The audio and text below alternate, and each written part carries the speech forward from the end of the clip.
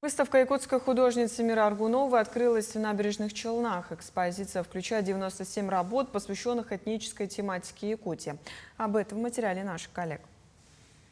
Художник мастерски использует цветовые контрасты, создавая яркие, жизнеутверждающие образы, которые остаются в памяти зрителя.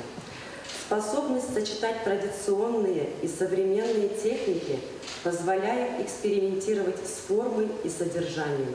Известный якутский живописец Мира Аргунова создает работы по мотивам народного эпоса, мифов, сказок, пословиц и поговорок. В экспозиции представлено 97 произведений этнической тематики и натурные студии, пейзажи, портреты, графические зарисовки. Вызывает просто преклонение перед художниками, у которых, на мой взгляд, такая сильная школа. Я могу, конечно, и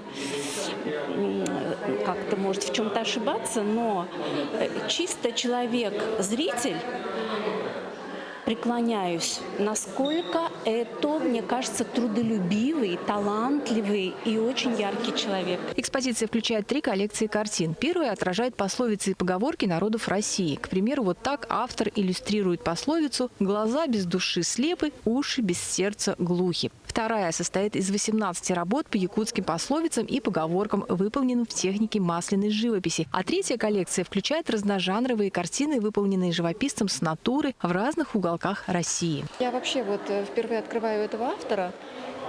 Специально приехала, всегда нужна насмотренность. И сразу первое впечатление – колорист.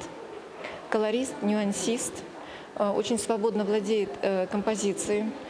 Нюансы очень тонкие по цвету. Вообще владеет разными приемами написания работ. То есть я вижу, что она инструментарий меняет, то есть кистевой, скажем, инструментарий. Еще иллюстрации интересные, графические, то есть с фактурой хорошо работает. Картины Миры Аргуновой были представлены на различных международных и всероссийских выставках.